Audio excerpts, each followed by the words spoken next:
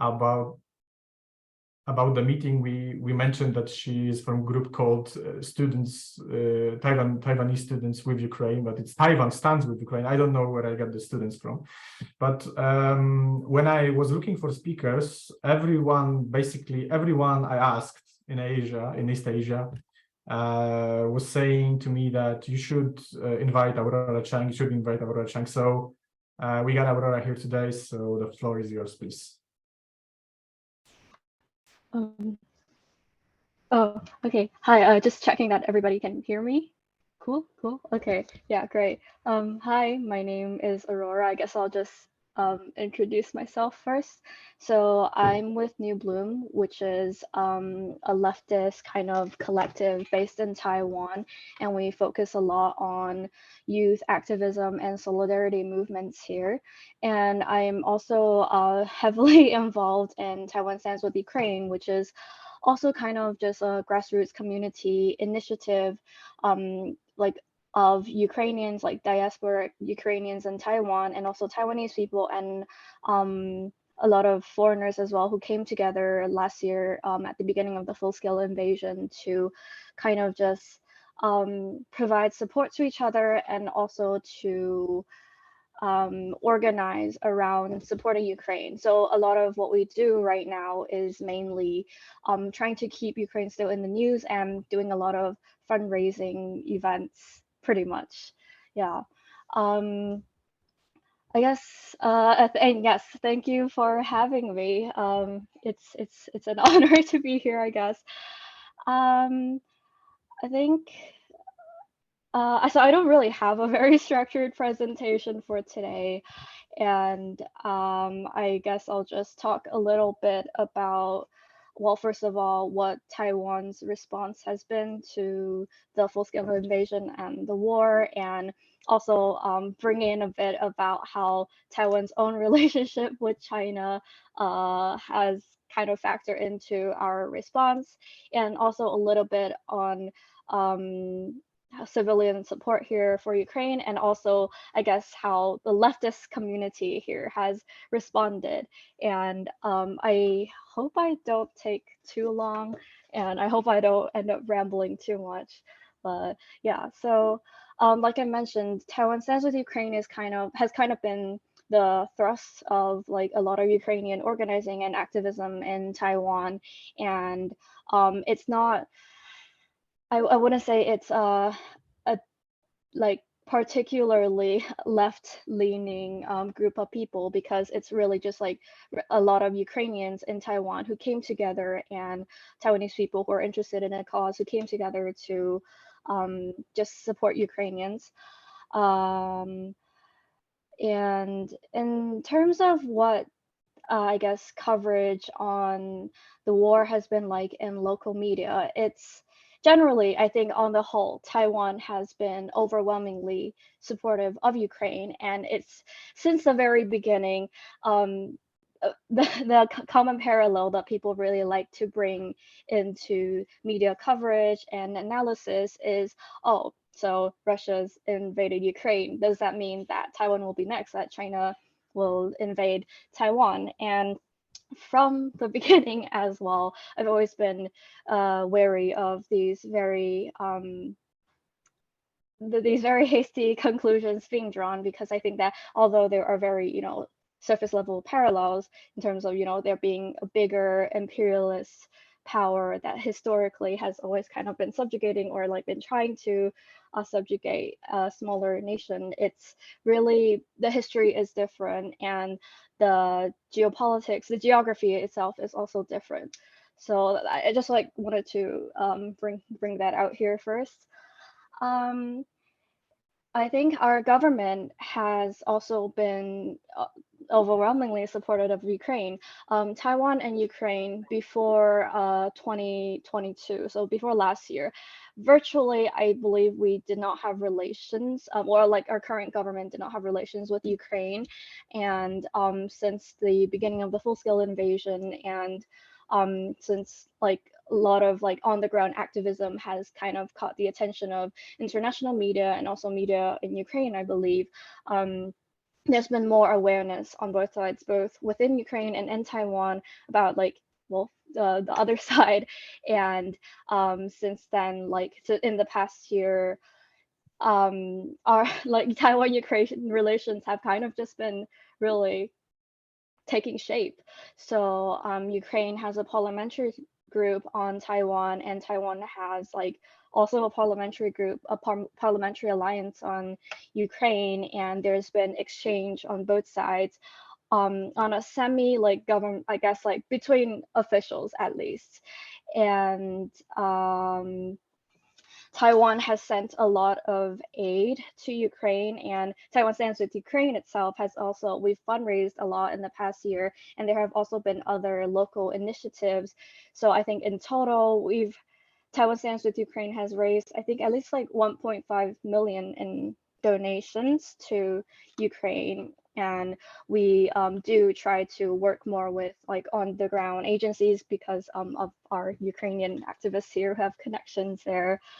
um, I think that in terms of leftist coverage, like leftism in Taiwan is a whole, talking about leftism in Taiwan is a whole beast in itself, because we have our history with China, and also in that the traditional like left-right paradigm that is often used in Western politics doesn't really map neatly onto Taiwanese politics. In Taiwan, our domestic politics kind of organize ourselves into more like pan green and pan blue lines. So pan blue meaning more pro Kuomintang, pro KMT, which is the nationalist government that came over to Taiwan in 1949, and that um, established the Republic of China on Taiwan, and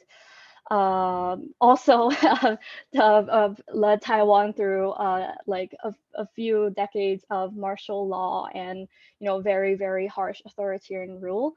And then the Pan Green camp would be our pro DPP camp, pro DPP political camp, and the Pan Green camp is generally associated more with like socially progressive liberal values, and also more importantly with being pro Taiwan independence. So I'm not sure how much history I should go into about Taiwan and China, because it is also very complex, and it's a lot to cover. But I guess I should say that I think one huge point of departure between the Russia, Ukraine, and China, Taiwan parallel is that I think that the Taiwanese identity now, especially when you look at it through a leftist lens, is a bit more complicated, just because our current government, the Republic of China, is viewed by many as also a settler colonial state on Taiwan. And I myself am descendant of settlers from China, and there's like a whole history there. So a lot of our leftist activism right now, or that I'm involved with right now, uh, deals a lot with, I guess, truth and reconciliation, and how we also, as descendants of settlers, like well, deal with our colonial history and reconcile that with like what it means to be Taiwanese, and create an identity that is independent of the Republic of China, and also like what that means for our indigenous peoples. So yeah, that's just like, there's a lot of dynamics going on there that I think we have to deal with like on a daily basis.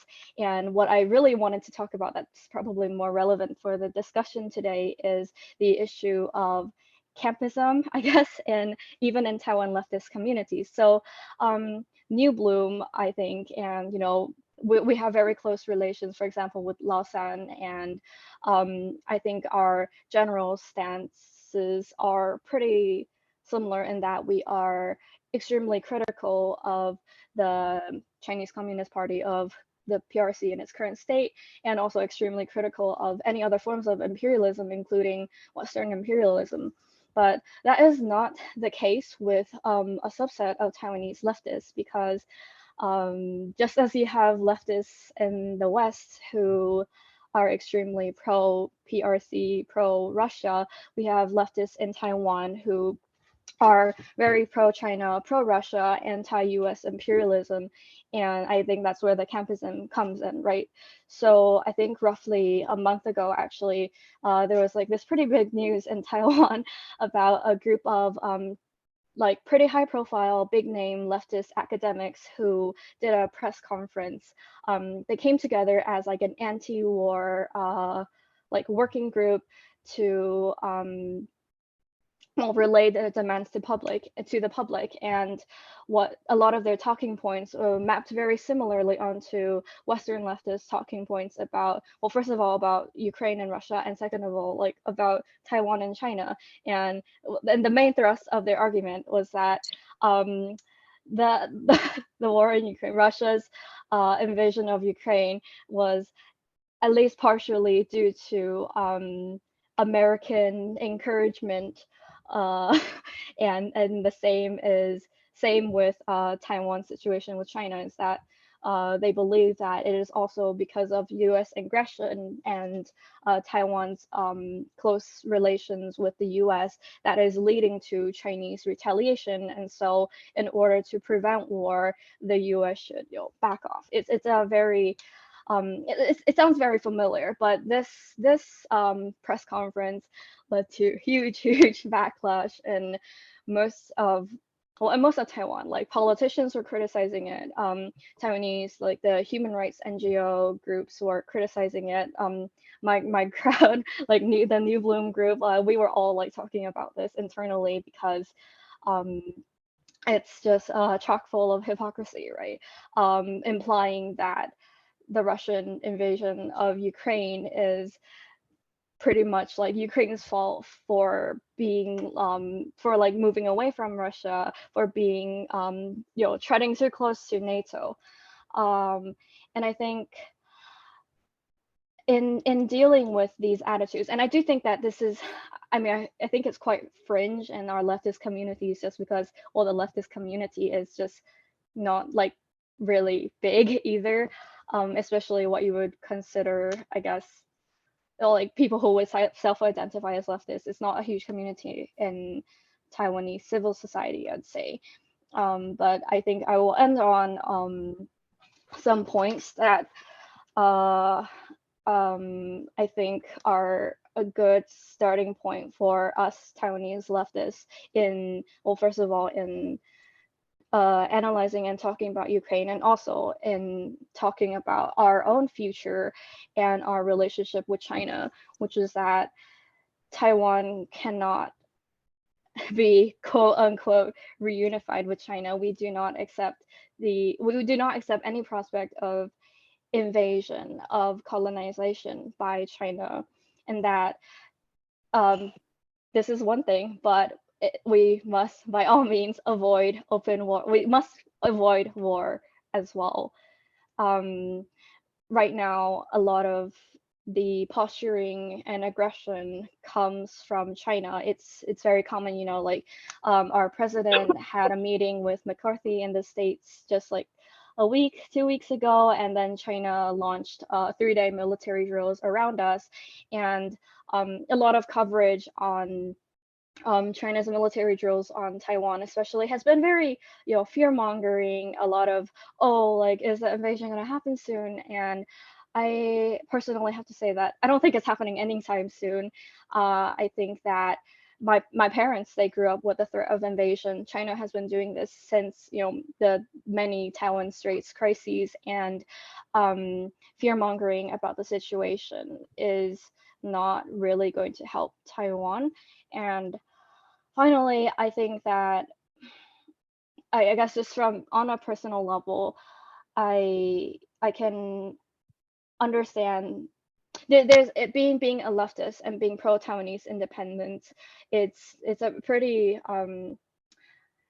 it's a niche, especially like in spaces, online spaces like Twitter, where like everything's like an echo chamber and things are just going downhill. It's not easy to reconcile the fact that we are adamantly against US imperialism, but our government is cozying up to the US for reasons that kind of are beyond our control, because it's still big power struggles, and we always have the looming threat of Chinese invasion kind of over us. And I don't I haven't come to a conclusion really on how exactly to balance like these like almost seemingly contradictory identities, but we're just trying our best. And I personally, like, I unequivocally support Ukraine. Yeah, so I guess that's all I have to cover today. Maybe there are questions later and we can discuss, but yeah, looking forward to everybody else's presentations. Thank you. Hopefully there will be questions and comments maybe. Yeah, a very, very in-depth analysis, I must say. Okay, we had a different scenario, but we have to let Mark Diaz from Philippines, from Akbayan Youth from Philippines, to speak, because he has to leave for another meeting. So I'll leave Mark on the floor now. So the floor is yours. Good day, comrades. I'm really sorry for that. I just had an urgent meeting. I just had a message from another member of our organization. But anyways, thank you, Simon, for inviting me here. Gino actually extended the invitation to me, and we're really honored in Akbayan to take part in this kind of event. I am Mark, part of a member, the International Secretary of Akbayan Youth. Akbayan Youth is a democratic socialist organization in the Philippines. It stands for a lot of principles, mainly the principle of internationalism. That's why we're also active in a lot of spaces of international solidarity movements, such as in the Military Alliance. So, just like Aurora, I really don't have a very structured way of speaking as to how the situation was in the Philippines during the early stage of the Ukraine war. But just to contextualize, the early stage of the war, so we currently have the Ferdinand Marcos president, the former dictator's son, and the Marcoses have had explicit pronouncements of not intervening with Ukraine. And these has really affected the narratives of the psyche, basically, of the people on the ground. That activists are vilified to the point that activists who go on the streets in solidarity with the people of Ukraine are actually being called out as people who wants to wage a war with Russia or with China or with any other countries in the world. So that is something that we're really confronting before as a movement. So in the early stage of the war, Akbayan, together with its labor centers, have been calling for the Marcos administration to do something more concrete and much more actively in the spaces that it moves as of now, most especially in ASEAN and in the United Nations. So the call was for Marcos to have pronouncements or to dictate pronouncements about condemning the Russian invasion and cooperating with the United Nations on their pursuit of condemning the war in Ukraine. So we protested before around 3 times, if I remember correctly. We lit candles in the streets with those calls. But I think in every international solidarity campaigns and advocacies in the world, there's really the struggle of finding the very real connection between the people. Because the already emerging narrative was that activists in the Philippines are doing solidarity work for Ukraine, mainly because they wanted to wage a war against Russia.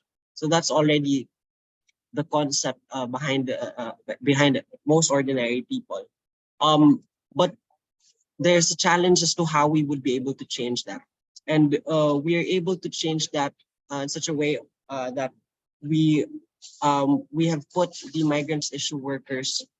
So there's a lot of Filipino migrants in Ukraine, and we have put that issue on top of the war in Ukraine, and explain much more as to how these Filipino migrants would be affected further by the war by the war in Ukraine.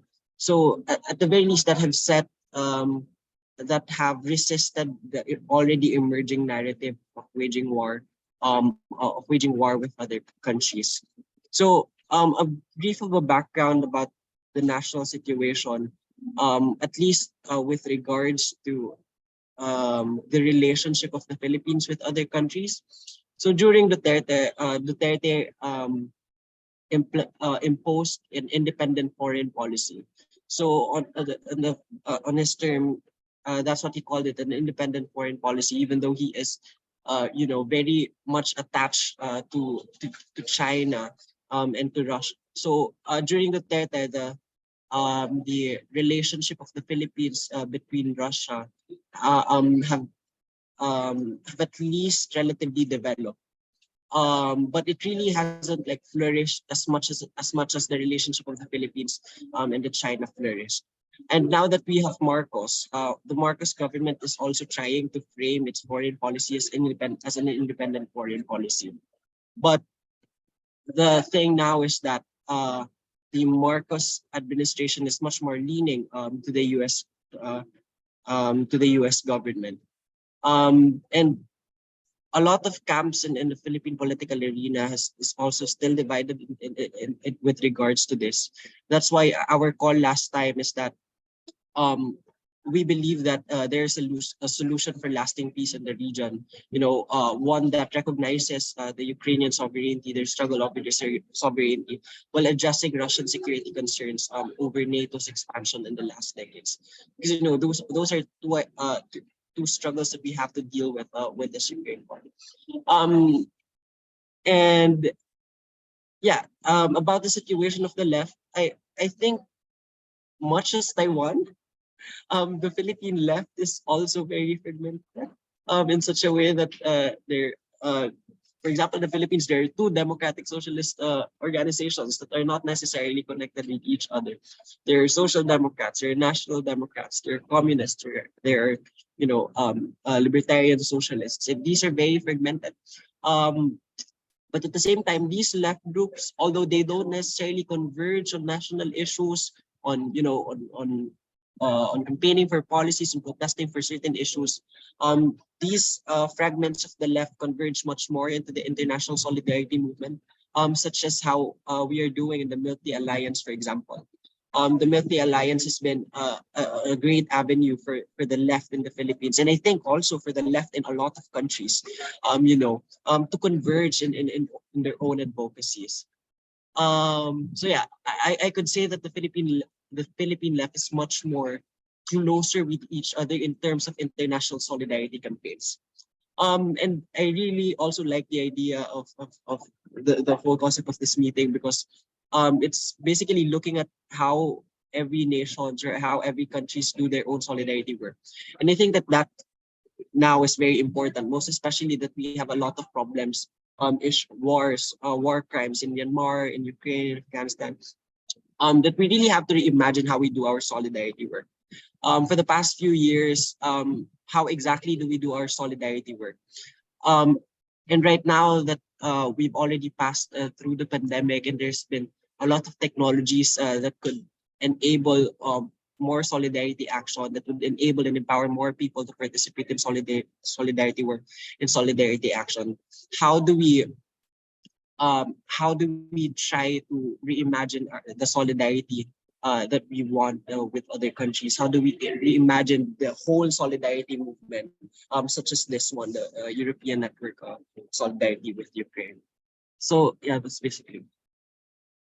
Thank you very much. Yeah. So yeah, great speech. Thank you for that. Okay, so South Korea, I guess. Young Kim, please, the floor is yours. Can you hear me? Yes. Okay. Okay. Hello from Seoul. I'm Young Kim, and I've been working for my group's PSSP for the past 7 years. I uploaded the link and PDF file of this of my presentation to the chat room, so you can read it later if you want.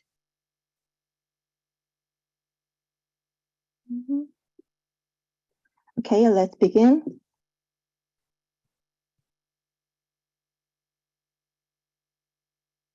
I will skip this part because we don't have much time today. Please read it later to know more about us.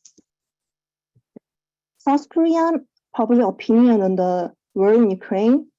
Of course, many citizens blame Russia and support Ukraine, like in the most countries. Still, they are reluctant to Korea's intervention as a neighbor of Korea as Russia and China.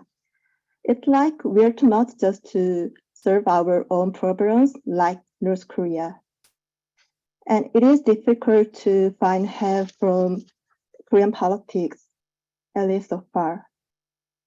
I can see there is a perception in media and academia that this war will mean the collapse of the liberal international order and affect Korea, but there is no agreement on what we'll do about it. The hottest issue is happening right now.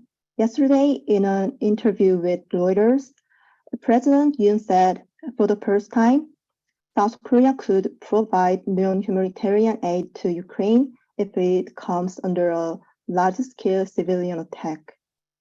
The Kremlin immediately warned the Korean government, and Democratic Party, the most important opposition, immediately criticized the president's remark and demanded him to take it back. Today, the Korean government reacted to Russia's warning that the president's words were a common sense and principled response, and what we do in the future will depend on Russia. There's a speculation that his remarks are in preparation for the Korea-US summit next week, so it'll be clearer then. So my saddest question to myself is, why is the majority of South Korean left taking a campist view? Our hypothesis is because of the existence of Korean Stalinism. The so-called National Liberation Current has been the majority of South Korean left since the 80s. They believe that, unlike South Korea, North Korea is a socialist country and liberated from the US dominance. So they sympathize with the North Korea's foreign policy, not only on Ukraine, but also on Afghanistan, Myanmar, Hong Kong, and Taiwan. For example, they believe that the Taliban government is a very good example of national liberation. But however, non-nationalist leftists and Democrats have similar positions with national liberals group on the war in Ukraine. It's like, after all, America is the ultimate cause of all bad things. This occurs all over the world, but we think there is a reason why it is so serious here. South Korea's leftist movement actually began in the mid-80s. This means we did not have time to watch and reflect on what's really happening in the Soviet Union and other socialist countries. It has led to the belief that Russia and China could not be worse than the US anyway. Basically, North Korean socialism can be said to be an extreme form of Stalinism, so many Korean leftists have the same roots here. How this affects popular movements in Korea? There's a very significant example of the Korean Confederation of Trade Unions. It's the most important trade union center with more than 1 million members. Last year, a pamphlet was published under the name of the KTCU Reunification Committee, which is run by nationalists. You can see its shocking contents here on the screen. They have educated it to its members.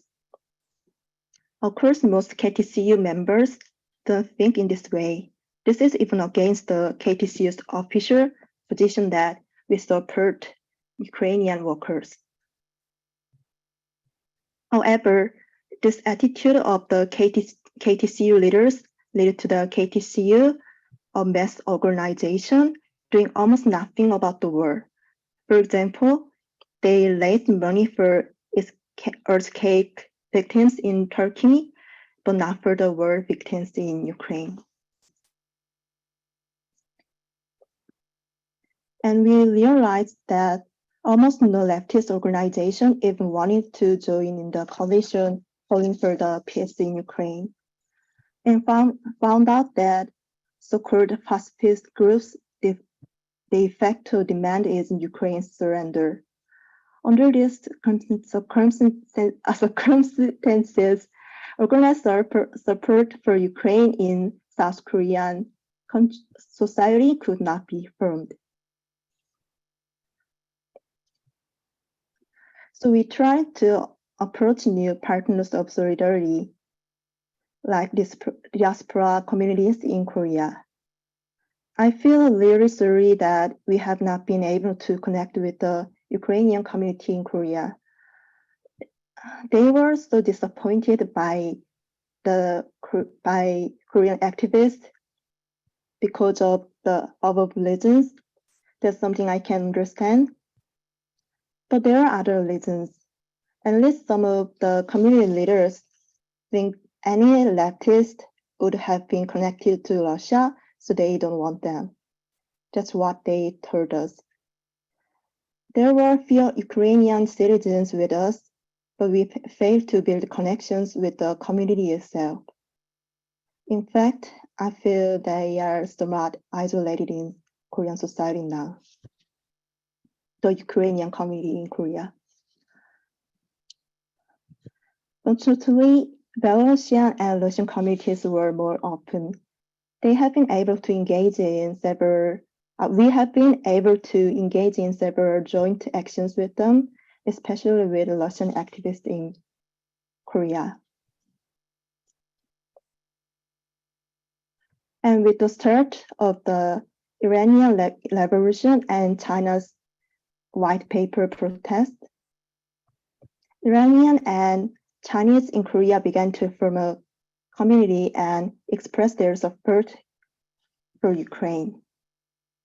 These are the pictures from Russian, Iranian, Chinese communities joint protest in last December.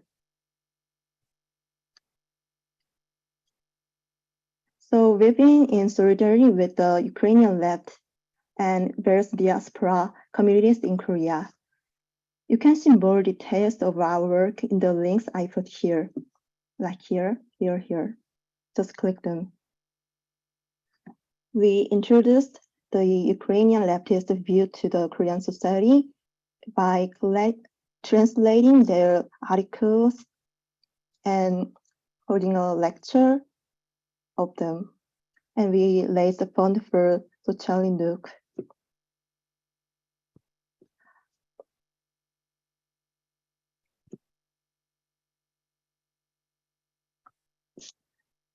Last thing is about why is this war and why is Ukrainians' future so important to us? It's because it will affect the future of the Korean Peninsula and East Asia. This picture is of North Korean leader Kim Jong-un with his 10-year-old daughter in front of the new ICBM. He's planning to inherit it to her. We don't want it to happen in the real world. North Korea is now basically taking advantage of the situation caused by the Russian invasion of Ukraine. They support Russia, and in return, Russia and China support them, blocking any agreement on North Korean nuclear crisis in the UN Security Council. In the meantime, North Korea is building and testing new missiles and threatening us with them. We all know that the current world order has its flaws, but its collapse and setting on Russia's and China's spheres of influence in Asia will be fatal to South Korea's peace and democracy. This is why we cannot help but support the Ukrainian and Chinese people. Thank you so much for listening. I actually knew about most of today's panelists before today, even if you guys didn't know me. I have read your articles and translating them into Korean. So meeting you here today means a lot to me. Thank you for your work. Thank you. Thank you very much. And just one word. If you have any articles in Korean or any other Asian languages, we are more than happy to publish them on our website and social media. So it's all of them are multilingual. So please just send it to us. Okay, we have two speakers from New Zealand. So we have Daphne and we have Eliana. So maybe Daphne and Eliana, and then after that, Sam Wainwright from Australia. So Daphne, please. Kia ora koutou katoa. Greetings from Aotearoa, New Zealand. And for our Ukrainian comrades, Serdeczny привіт і солідарність нашим українським товаришам. My name's Daphne Lawless. I'm a member of the editorial committee of Fight Back, which is a socialist media organization, media project, which has existed for about 10 years now. And we're reasonably unique on the New Zealand left because we've taken a very strong anti-campist viewpoint ever since our foundation. And this leads into a broader analysis we have of the danger of what other people have seen as a convergence between a section of the left and of actual fascist movements around the world, as well as Russian and Chinese imperialism and various other authoritarian states. So we see it all as part of one political phenomenon that we have to struggle from. So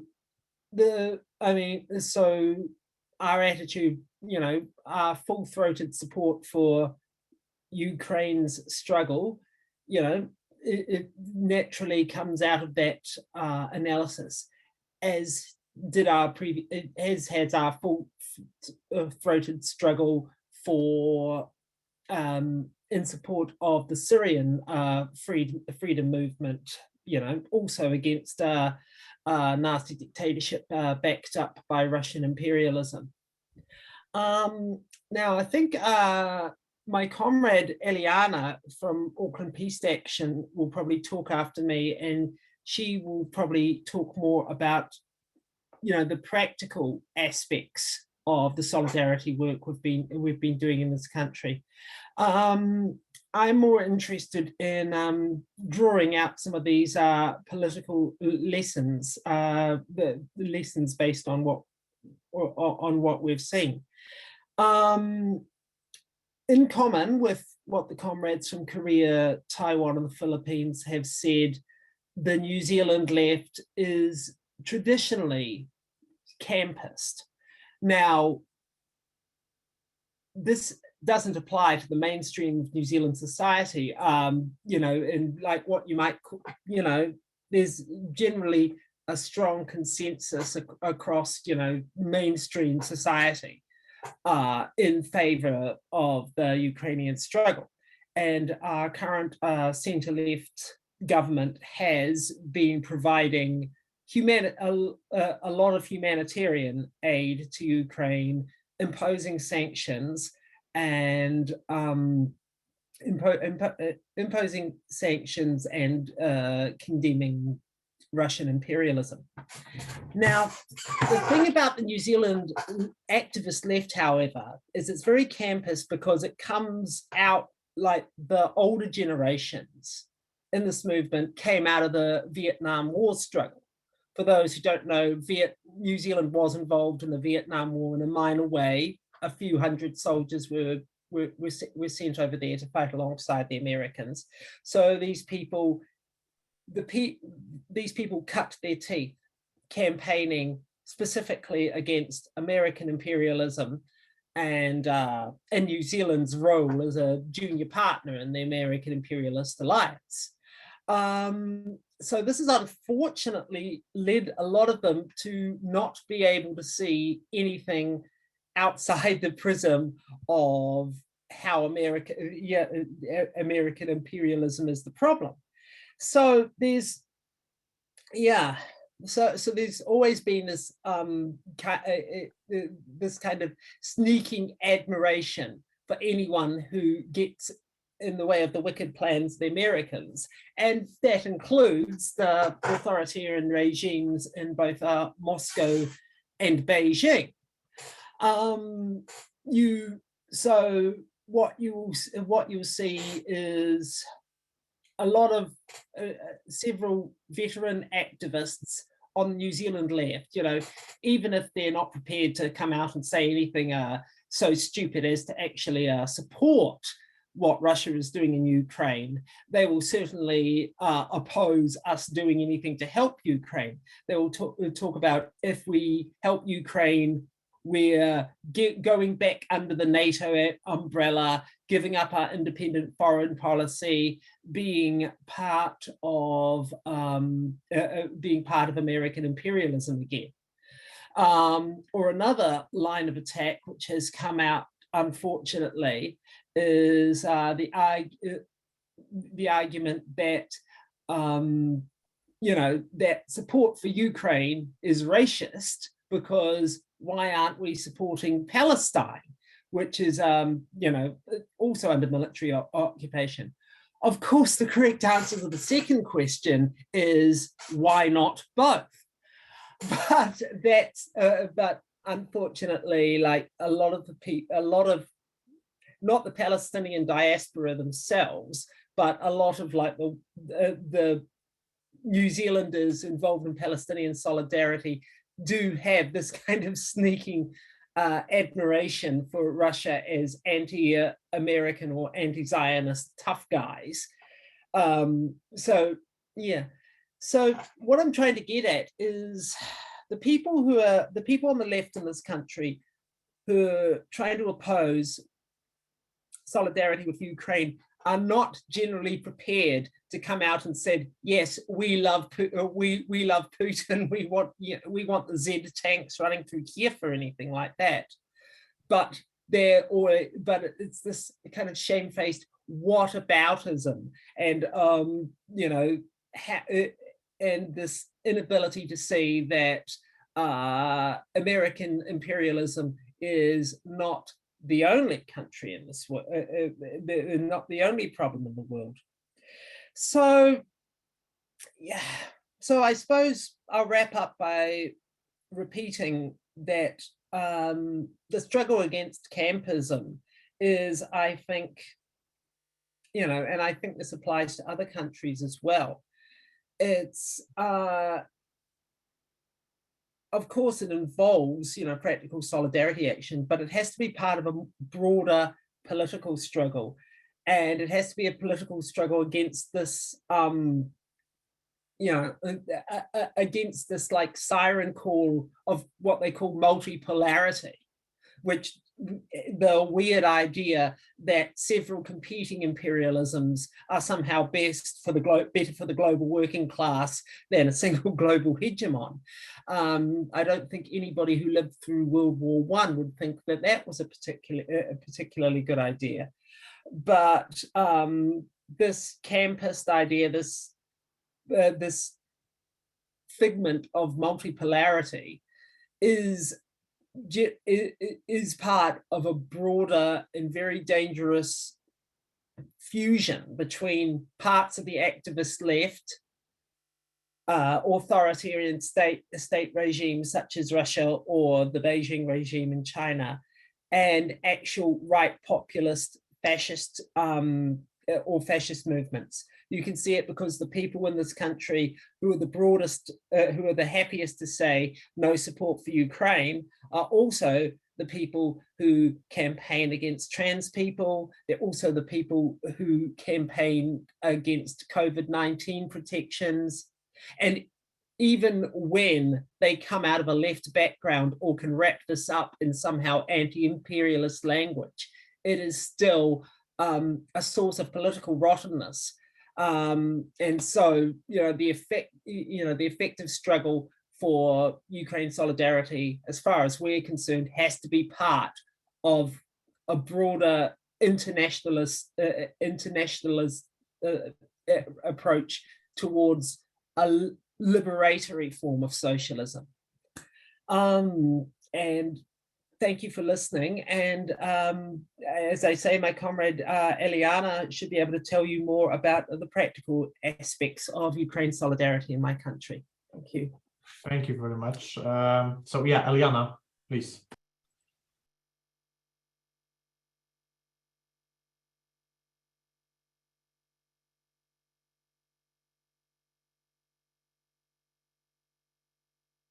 Eliana, do you hear us? I can see you, but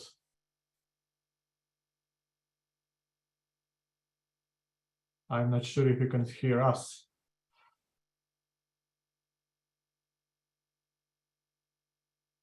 Okay, maybe we can come back to Eliana later. Yeah, we got Sam Wainwright, the co-convener of Socialist Alliance from Australia. So the floor is yours. Thank you very much, and greetings to all of my comrades. It's 1 o'clock in the evening here, so not quite as late as it is for Daphne. So I'm thankful for that, and thank you very much for the opportunity. And greetings from where I come from, Fremantle, or Wallula, as it's known. Okay, well, us in Socialist Alliance, we certainly don't claim to be experts on the social and political situations in Ukraine or Russia, but as for you, the invasion has had profound consequences for world politics and domestic politics that we've had to grapple with. Probably the most immediate consequence for us flows from the fact that Australia is completely embedded in what I would call the Anglo-imperialist axis that includes the UK and the USA. And our rulers have seized on the golden propaganda opportunity provided by Putin to promote increased military expenditure in general, and to prepare the public for possible military confrontation with China in particular. And this, of course, would just be a disaster for working people in our region and the whole world, potentially worse than the disaster we are already seeing in Ukraine today. So very briefly, what approach has our organisation taken in analysing the Russian invasion itself? Beyond opposing the invasion, we've sought to steer a path between what I would call two extremes or two sort of false positions. The first of this is to simply fall in behind the liberal narrative dominant in the capitalist media that pits the war as being, or portrays the war as being virtuous Western democracy against autocracy and tyranny. While unequivocally condemning the Russian invasion, we can't concede anything to Western militarism. And as socialists in the heart of Western imperialism, we have to remind people that our relative privilege, both material and democratic freedoms, come at the cost of people in the global south on whom war is inflicted every day of the week. The second mistake, as we see it, and this has been touched on, is to reduce the conflict as to being nothing more than a proxy war between the West and Russia. That is to say, to dismiss Ukraine as just a pawn of the West. and treating the wishes of the Ukrainian people and their right to self-determination as secondary. In our view, the many crimes of US imperialism, the US's own objectives with regards to Russia and China, which of course have got nothing to do with the well-being of the Ukrainian people, or the US's intervention in Ukrainian politics over the last decade, none of those things change our view that the invasion is a catastrophe, both for the people directly impacted and the global anti-imperialist struggle. So based on that understanding, Socialist Alliance in Australia, we've adopted a policy on the war that says we support two things. One, the Ukrainian people's right to resist the invasion and to expel Russian armed forces from Ukrainian territory and to access the arms needed to achieve this. But two, at the same time, a return to diplomacy to de-escalate the situation and to resolve the current impasse. But we stress this is not a call for Ukraine to capitulate, but rather a demand that both Russia and the Western powers abandon their war aims and allow Ukraine to live in peace. Now, Europe is literally on the other side of the world for us, so we don't have lots of opportunities presenting themselves to get involved in practical solidarity work with the victims of the invasion. Of course, there have been several demonstrations or vigils held by the Ukrainian diaspora community in all the major cities, which we've covered in our press, and our members have attended probably about half of those, I'd say. Our members have also organised a union contribution of emergency radios to a representative of the Independent Mine Workers Union of Ukraine, who was a delegate to the International Trade Union Confederation World Congress, which was held in Australia last November. And we've also covered the news and debates in the left about the invasion quite extensively. And in doing so, in particular, have made sure to include the perspectives of left-wing and working class voices from Ukraine and Russia themselves. And that is in no small part thanks to our comrade Fred Fuentes, who's on the hookup tonight our time, this morning your time. We've also hosted an online seminar discussion titled Imperialism, War and the Left with Dennis Pilash from Social Movement, who I see is here on the hookup as well. Well, back to this question of China, which, as I said, has really now a centre stage in Australian politics at the moment. Not only are we being told to prepare for the possibility of war with China, but even to expect it. In our estimation, the US is quite determined to stop the growth of China's influence and its further economic development by force if necessary. And as I said, it has seized on the invasion of Ukraine to galvanise support for military escalation. But this has been the US intention for some time now. An important turning point was Barack Obama's 2009 East Asia strategy, or the pivot to Asia, as it was called in the media, and this has been continued by Trump and Biden. And I would say that the US hostility to China does nothing to help Ukraine and has actually possibly reduced the likelihood that China might lean on Russia to back off and make concessions. Obviously, I don't pretend to know the thinking of the Chinese leaders, but I expect they were quite nervous about the consequence of the Russian invasion. Not only did China have substantial investment and trade with Ukraine, but the Chinese leadership definitely didn't want China to be sanctioned. However, I suspect that recent US actions, the really ramping up of US hostility towards China, increases the possibility that the Chinese leadership considers that a decisive defeat for Russia on terms dictated by the West is something that they need to help prevent.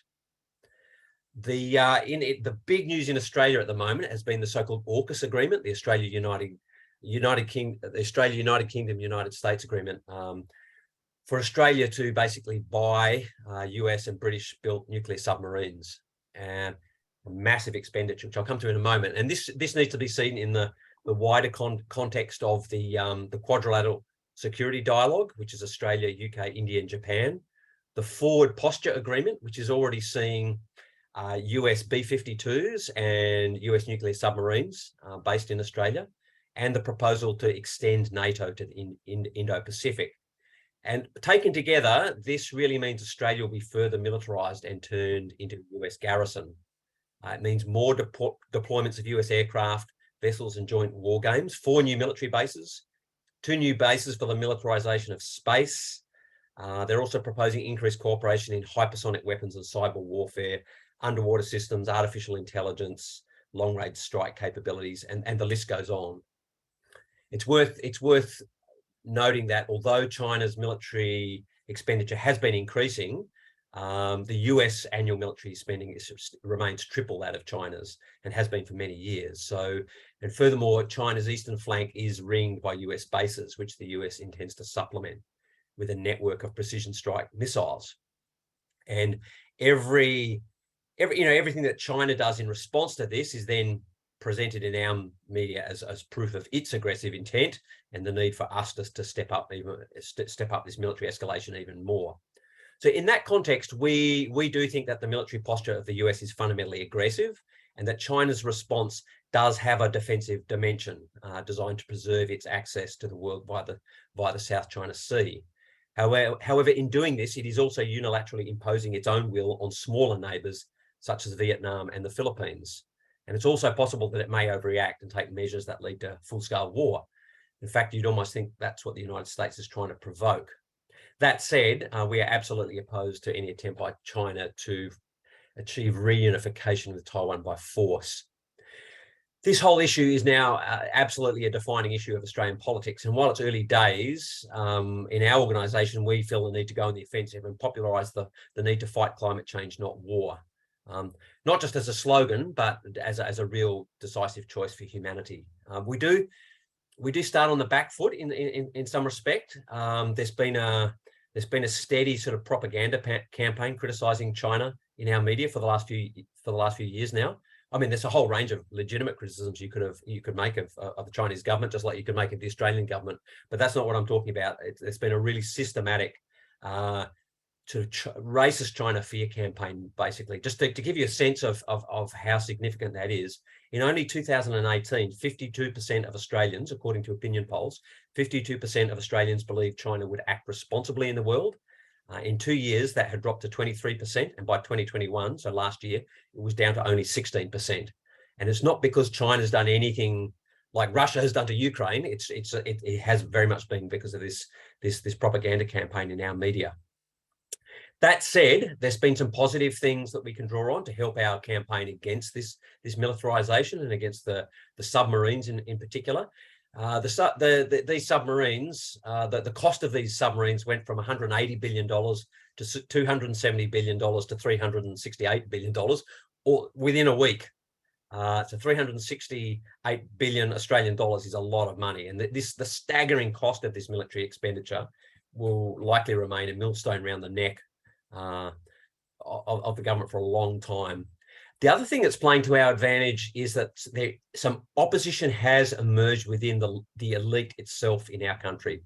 Most spectacularly, the ferocious attack on AUKUS by the former Labor Prime Minister called Paul Keating, who was actually responsible for neoliberalism in our country, but has a different view than the current government. And the points of tension or opposition to this militarization within the Australian elite at the moment are both technological. Some of them think that the technology is just redundant or will be obsolete. Economic, it represents just a massive public subsidy to the UK and US industrial military complex rather than Australian capitalism itself.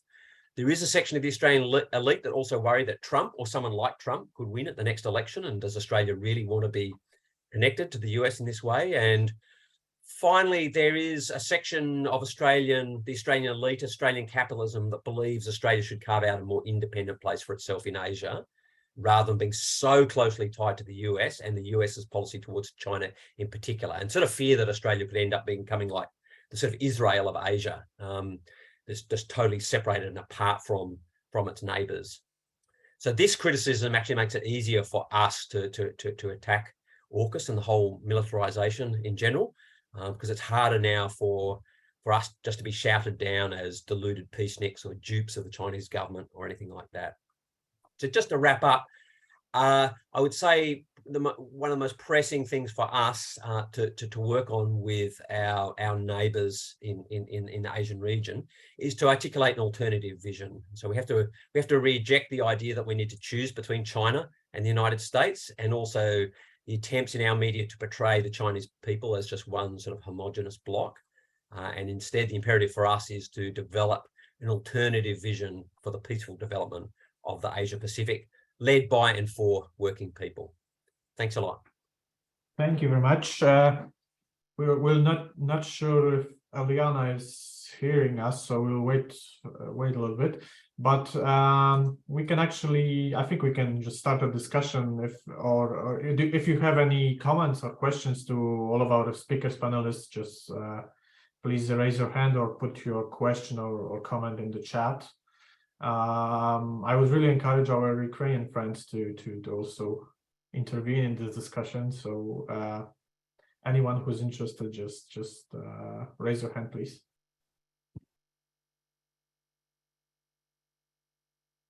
Really, no questions, no comments.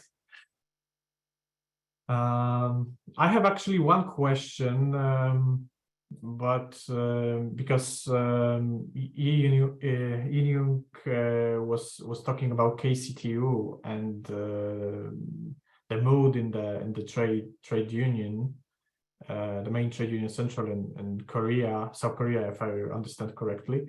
Maybe you, or maybe I think we got a representative from the KCTU, Mi Kyung-ryo. Can you just give us a more detailed overview? How do you see how it looks like in the trade union movement in South Korea? How would you say, what's the main mood towards Ukraine in general among the, let's say, rank and file members, not the organization core, which you said had some weird statements. Let's call it like that. Just give me some time to organize my thought. Maybe, yeah, I can give some overview about the situation. I'm Mi Kyung-ryo, and I'm working as the international director of the KCTU in the national headquarters. And as Jin Young mentioned, actually the position on the Russian invasion on Ukraine within the KCTU was pretty much divided. So in the wake of the Russian war in Ukraine, I tried to, as an international director, I tried to get some official statement to support the Ukrainians' resistance against the Russian invasion. But it took around 1 month to make a big compromise between the two different opinions. And I will share the official statement, which was published on 13th of March of last year, at the end of this heated debate. And the general position is we support the Ukrainian people, but we also against the military alliance led by the U.S. imperial. We didn't say that the U.S. imperialism, but the U.S. and NATO, which is the center of the military conflict all over the world. But we will work together with the Ukrainian people, and we also support the anti-war movement and the resistance against the Putin regime in Russia. So this was the outcome of the compromise. But the problem is there are still strong tendencies within the KCTU, and actually this group is taking the leadership role in the KCTU. So it is very, very difficult to organize some kind of a practical actions to support the Ukrainian people. But we have a lot of experiences with the solidarity with the Hong Kong trade union movement, and we also running a long-standing solidarity action to the Myanmar people who are resisting against the military coup. But I think this is possible, even though there are still some divergence within the KCTU, but it was possible because we have some kind of close contact with the existing social movement and the trade union movement in Myanmar and in Hong Kong. But unlike these countries, we don't have any direct contact, and we don't have much experience with working together with the Ukrainian trade union. But we know that when we staged a general strike and our leadership was faced in the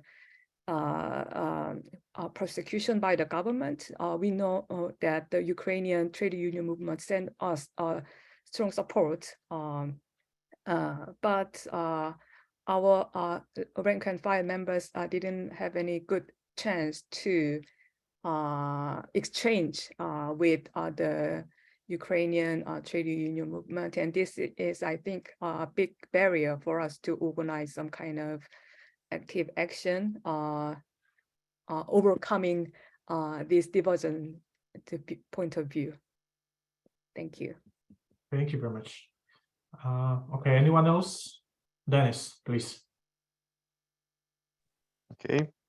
So yeah, I wanted to thank all the speakers for what you've done and what you've spoken about.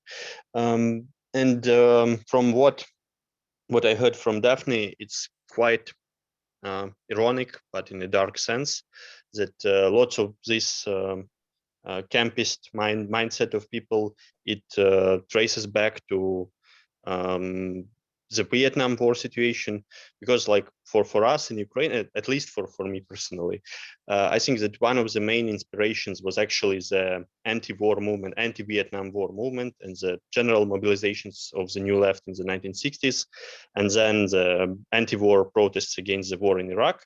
And already at that point, it was particularly striking how the same patterns are used by the American imperialism to justify its invasion of Iraq, and equating also people in the Middle East to some terrorists and so on. And that's the same that is done by Israel to Palestinians, but also by Russia to Chechen people. And already at that point, it was so strikingly similar how Putin's regime is quite close in its ideology and its actions to Bush administration in the US. But in general, it seems like it's very tragic that so many people on the left have found themselves on this side, on this wicked logic of anti-imperialism of the fools, that the enemy of my enemy is somehow our friend, that they found themselves justifying or rooting or cheerleading for regimes that are playing caricatures on socialism, like North Korea or China, or even right-wing, clearly very reactionary conservative regimes like Putin's in Russia. But from what I've experienced in the Western left, it seems that there is some kind of pattern, some kind of situation when actually you have more people who are willing to listen to you, to listen to the people on the ground, to the people in Ukraine who have been victims of the Russian invasion. Among those people who do real work, real activist work, who are involved in the unions, who are involved into environmental movements, feminist movements, and so on, and real movements, yes, with real people.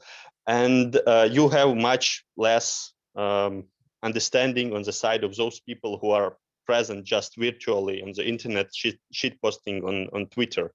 So my question is, as I've understood from South Korea, the situation is more complex there, that you have like real trade unionists who are very complicated on this issue. But for instance, in Taiwan, maybe Aurora can tell us, are these campist pro-Beijing people really somehow important in the real activist world, or they just existed some kind intellectuals and some kind internet shit posters?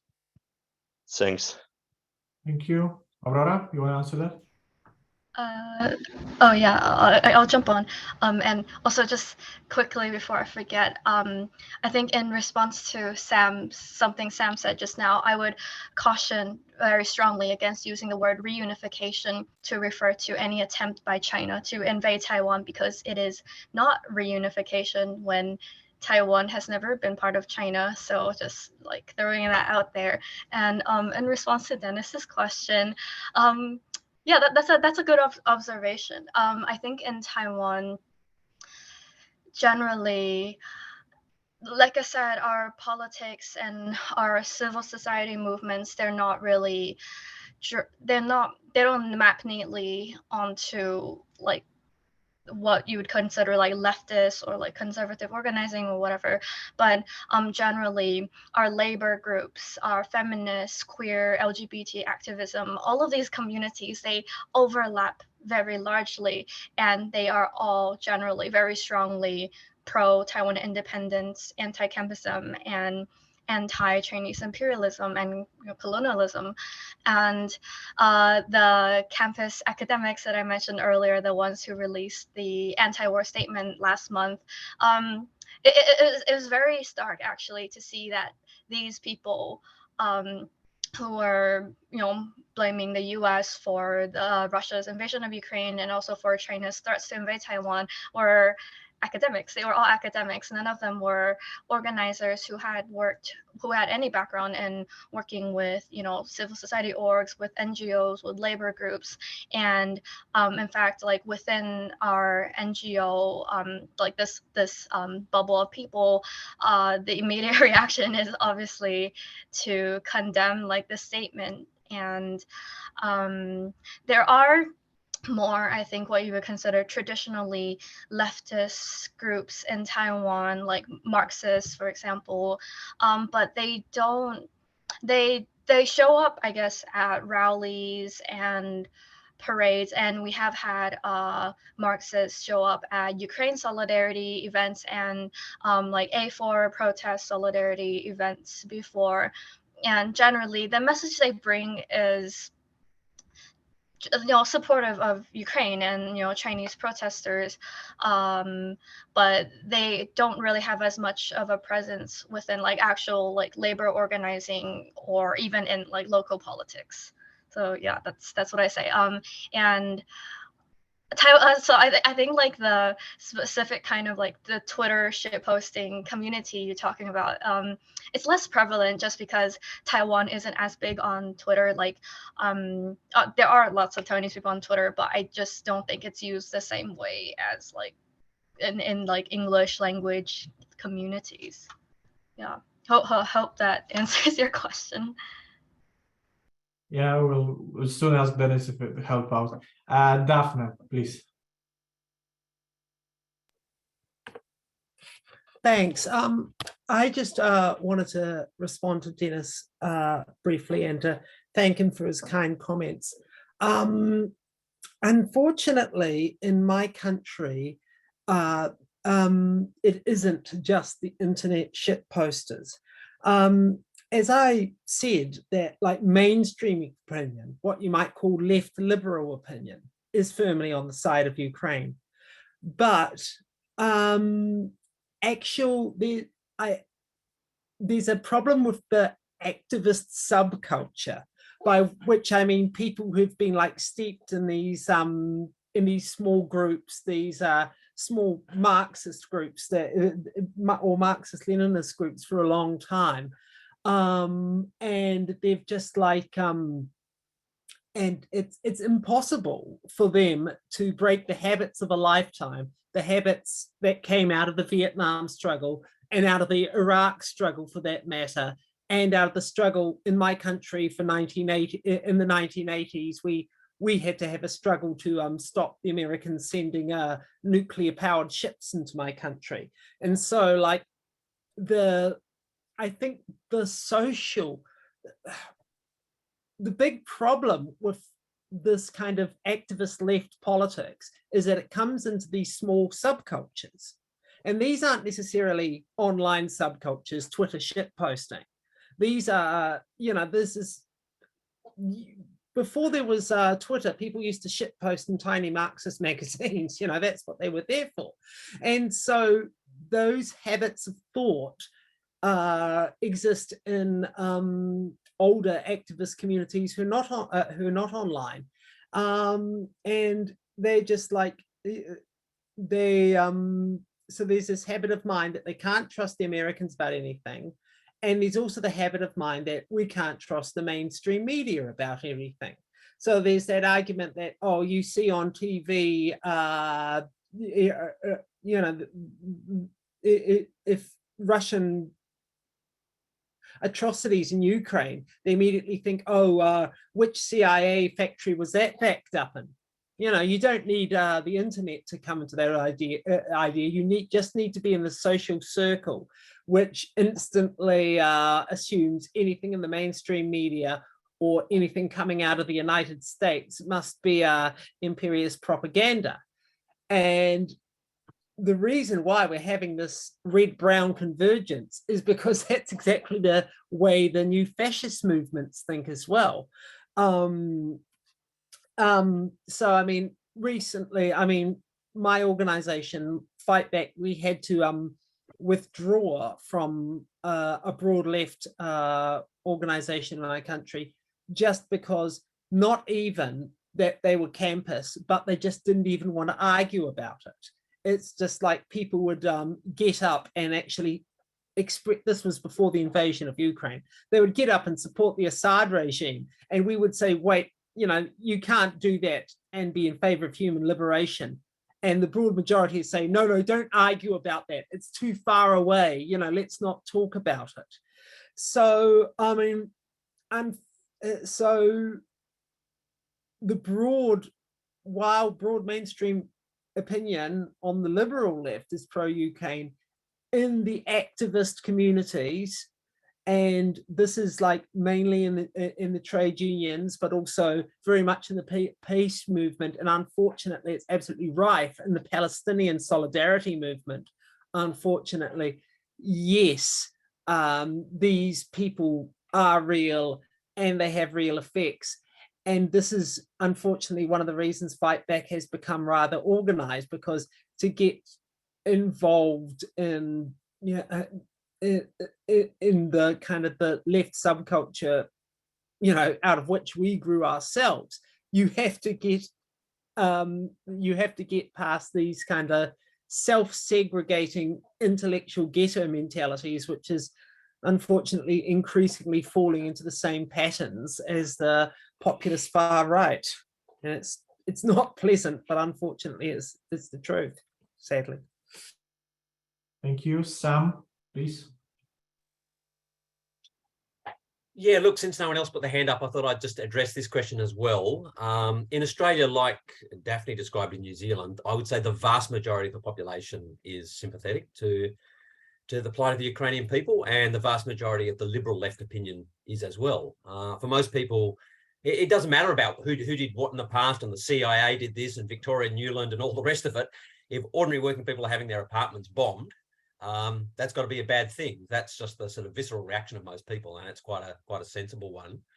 I think it's really only in parts of the left where this reluctance to condemn the Russian invasion is really present, and I think it does stem from an understanding that the United States represents the biggest threat to the world's working class.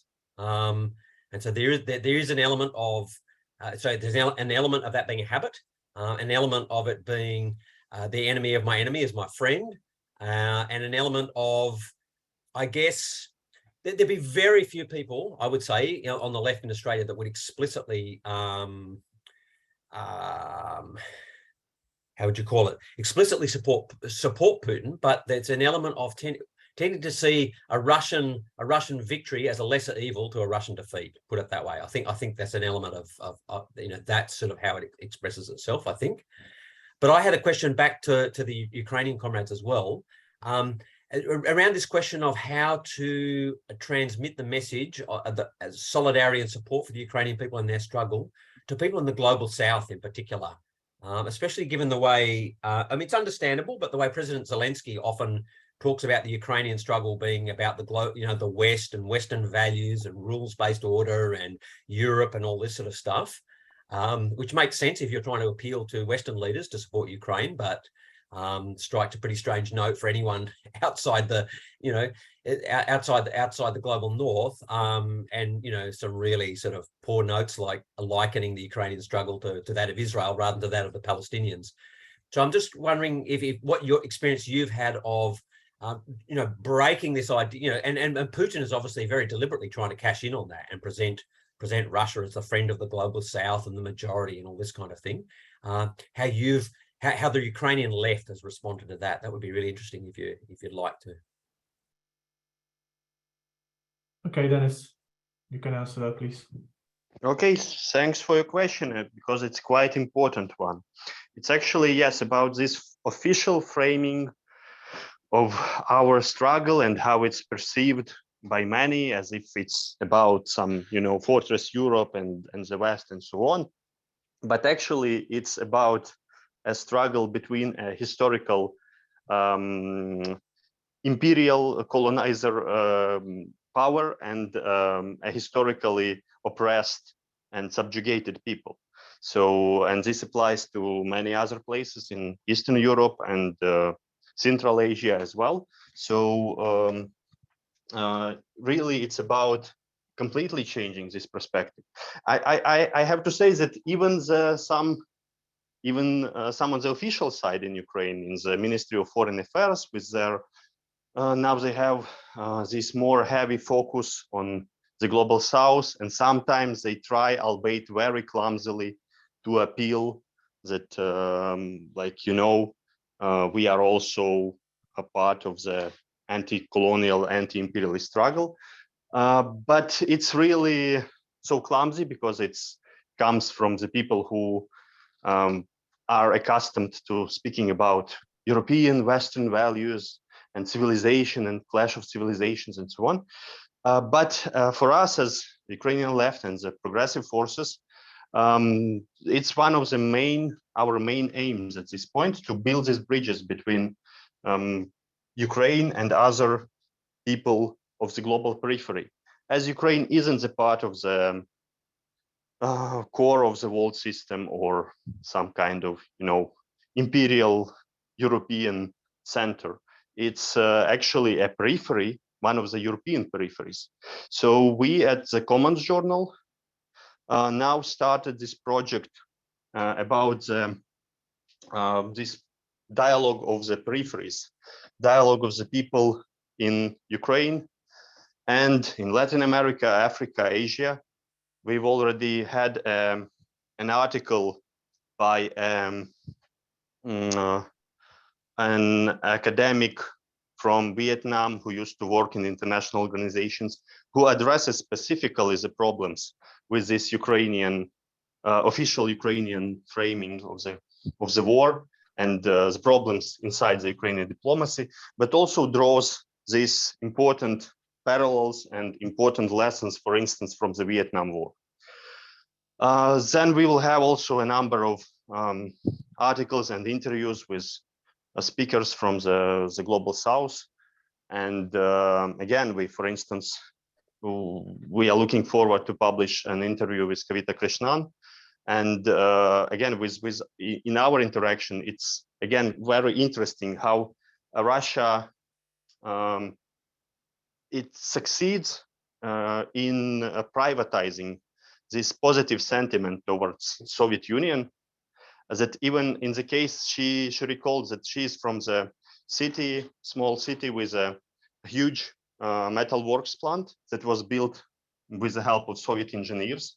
And it's perceived as a Russian gift, as some Russian benevolence, and this symbol of the Russian-Indian friendship. But actually, the chief engineer there was from Soviet Ukraine. And there were lots of engineers from throughout all the different republics of Soviet Union.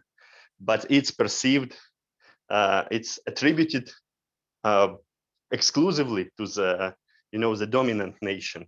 And you can see these interesting patterns of core periphery dynamic even inside this Soviet past as well. So yes, this is why such meetings as this one are so important, because I think that not just the people in different parts of the world have a distorted vision of what's happening in Ukraine, and they may have very rosy pictures about the real motivation of the Russian imperialism that is nowhere like security concerns and NATO expansion, that is about its own imperial expansion. But also because people in Ukraine often also have these delusions that we are somehow becoming the part of Europe, and that we need to look west. But actually we need to look at the other oppressed and people with their struggles. So again, this was what our organization, the social movement, is constantly mentioning and constantly trying to involve into other global struggles in solidarity with the Kurdish movement, with the Palestinian people, with the people in Myanmar, oppressed by brutal military junta, and with all other cases of these oppressions, including this colonial, neo-colonial, imperialist framework of relations between the big powers like the Western ones, Russia, China, and the smaller countries that are economically, politically, and militarily subjugated to these imperial predators. So yes, we try to work in this direction, and we hope that your solidarity in your countries will help to this reinvent in a way the global left as being really appealing from people from grassroots, and not investing some hopes into different murderous regimes as if they will somehow, break the most prominent imperialist. So thank you. Yeah, thank you. Just one thing I want to mention, because one of the reasons why we're doing this is actually what Dennis said. We try to also try to connect the people from the global south, which sometimes there are some countries, obviously, which Ukraine solidarity in general and leftist solidarity with Ukraine in particular is quite large, even outside the, let's call it, the West. But mostly we know that all of us here, I think, know it is also in many countries it's a big problem. We had a speech by Kavita Krishnan also on one of these meetings about the situation in India as well. A country where you have not even, because in most East Asia countries we're talking about, most of the general public, left liberal public, let's say, is supportive towards Ukraine. In India, you have a situation where actually in most of the political camps, everyone is opposing Ukraine, and not even opposing in a way using these fake pacifist arguments, but just supporting Russia. So that is even more problematic.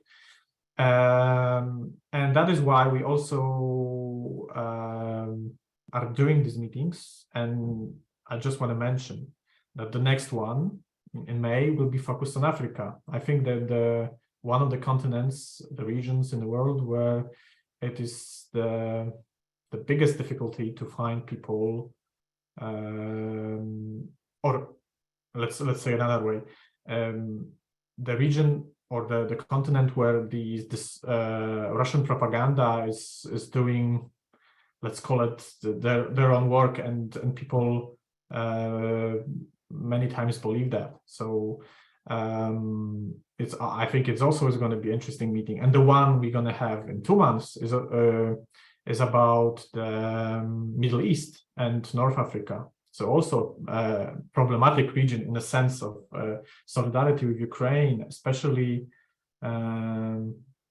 it's easy maybe to find solidarity groups in Syria. It's harder to do it in Palestine, for example. We all know that. So that's why we're trying also to do these meetings. And I just want to say about the schedule in the future. We also want to do regions like Central Asia, like the Caucasus, like Caribbean. I also come back to Latin America. We had the Latin America meeting once, particularly about Brazil. It was very interesting. It was we had the biggest audience since we started it. So there is a many elements of this, I would say, and this dialogue at the peripheries, which Commons is doing, is very much in line with this what we're trying to get here as well. Adam, please. Yes, thanks for that. And in addition to what Shimon just said, I'd also like to inform comrades about two initiatives that we're also pushing. The first is a network of elected representatives, progressives representatives in solidarity with Ukraine. Can be national elected representatives or regional or municipal elected representatives. And that thing is already developing and has its own life. Would be if you're at all interested, if you are, or if you know some elected representatives who could get involved, then we can put you in touch with that emerging network. And the second thing, I think very much in line with the theme of this meeting, is an interest that's been expressed by some Ukrainian progressive magazines and websites, and some progressive magazines and websites outside Ukraine, but in solidarity with Ukraine, that we have, perhaps that these magazines and websites have an interest, not just in Ukraine solidarity, but in working together more as some kind of network of progressive publications which are against all imperialisms and all authoritarianisms, and which are unapologetically for liberation and social justice in all its dimensions. So that's something which is Ukraine solidarity and going a bit outside, but I think which would include many of our magazines and websites who are involved in this network. So again, if you're interested in that specific kind of collaboration, please let us know in the chat or by email. Thanks. Yeah. Oh, yeah, we got the first interested. Aurora. Okay, lovely. Yeah, that would be very good. We're trying to develop this more, and Asian countries, if you have any elected representatives you can approach. By elected representatives, we mean it very broadly, so it can be mayors, even local councillors, who are on the left, let's say on the broad left, and want to collaborate on this, what we call this elected left, elected for Ukraine, which is not, it is not just going to be and again an open letter of MPs and other representatives who support Ukraine, but we want to have some concrete actions through this, like a delegation to Ukraine as a first step, for example. So if you have anyone particular in mind in your countries, because we are collecting it around the world, not just Europe, just let us know and let them know. We can send you all the links if you're gonna need it. Okay, Adam, I see you just mentioned it, and we got two interested magazines just straight away. Chartist and New Bloom, as I understand. Okay, that's very good. Great, two great members. Yeah, at least something concrete from this meeting. That's very good. Okay, I think we're gonna be finishing, unless any of you have, because the idea of these meetings was also to keep in touch, so to know more about the actions about Ukraine solidarity, about progressive Ukraine solidarity, around the world. So if you have any actions you want to share, you want to say something about, just feel free to do it. Not just East Asia. I know there's something going on in America as well. So yeah, so if anyone has anything to say, please do. Julie, please. Hi, thank you very much.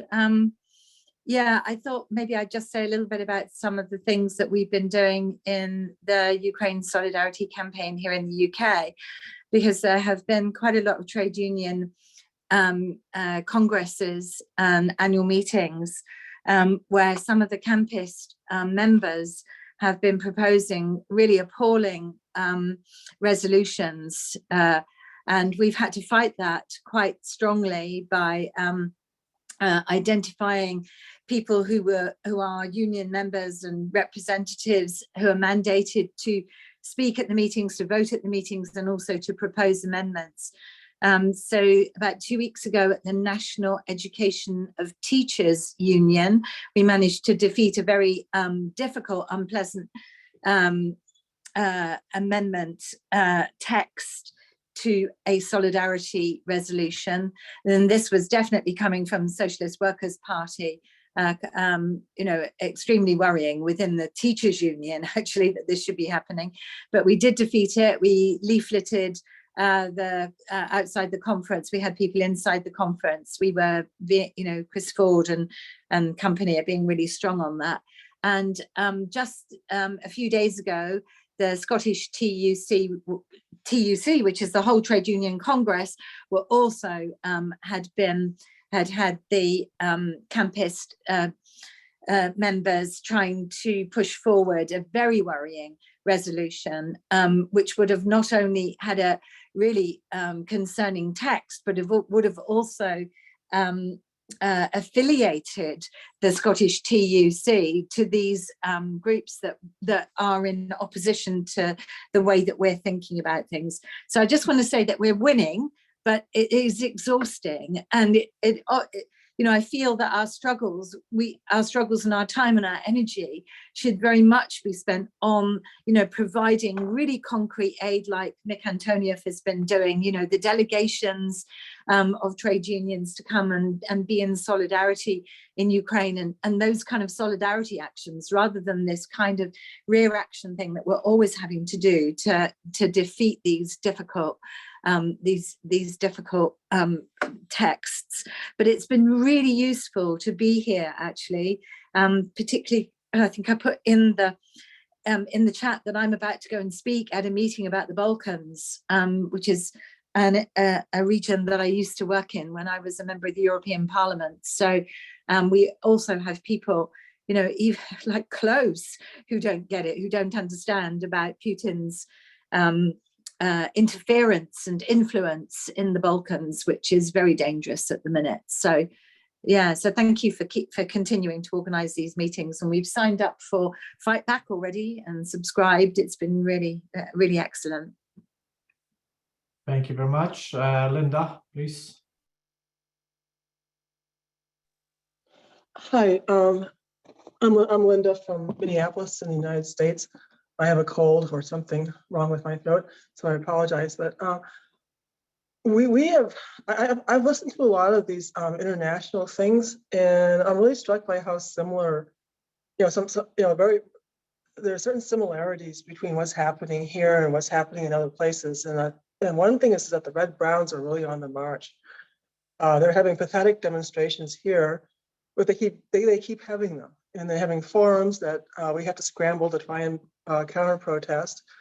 You know, we've just had a series of fairly successful confrontations with them, but it just keeps on, you know, it keeps coming on and on and on. There's like, I mean, these groups pop up like mushrooms. Well, a lot of them have been around for a long time. They just never attracted much attention. And they actually went to the extent of trying to organize a rally between fascist and anti-war peace group movements back in February, I think it was, February 19th. That was, I mean, that was a total fizzle too, but it's still a very ominous sign. And I've been thinking for some time that this started up right after Ukraine won back Kharkiv and Kherson. And they're getting ready for a big counteroffensive, and there's a lot of hype around it. And I think they're basically, I see them as tools of the GRU. I mean, I know there's people that are honest somewhere in these groups and that who really believe that this is important, that they really believe this stuff and are, but most of them I think are just getting a paycheck. I mean, and they're being paid to basically, do all this stuff and raise the hysteria over nuclear weapons and all kinds of other Kremlin talking points. And I just want to say, Ukraine, hurry up and win, because we're getting sick of it. But I mean, I really think that's what's at stake here, and that's why we have to keep fighting them, because they're joining up with the far right in our Congress. Unlike Ukraine, we have actually a fairly significant fascist presence in our elected bodies, and these people could win next year. I mean, I just think we're at a really critical point right now where we got to maintain support for Ukraine on all fronts. The weapons, the solidarity, and trying to debunk these people so they don't get any more followers. But anyway, that's my 2 cents for us. Thank you. Thank you. Okay, I think we're just gonna finish for today. Thank you everyone for attending. For me, it was a very interesting 2 hours. I learned a lot about the situation in your countries, and even though maybe the numbers are different, but actually I think we face the same problems. Daphne was saying about the fact that many campists were also using this COVID-19 and anti-vaccine arguments or transphobic arguments, to some extent very small, of course, because we have a different situation, but it happens also in Poland. So I think it's a very international phenomenon we are facing, and it's good to know who we can rely on actually in different parts of the world. So I really hope we're gonna meet next month, and there's gonna be more of us. The time wasn't the best for Europe, but we have to find fit somehow in the other time zones. So hopefully next one, the African meeting, is going to be bigger, with a lot larger crowd. And I hope to see some of you as well, at least some of you as well. I hope you share my view on that this global meetings are a very useful tool to share experience and information about what's happening in progressive leftist trade unions, feminist Ukraine solidarity. So thank you all, and hopefully see you next month. Thank you very much. Thanks for the speakers.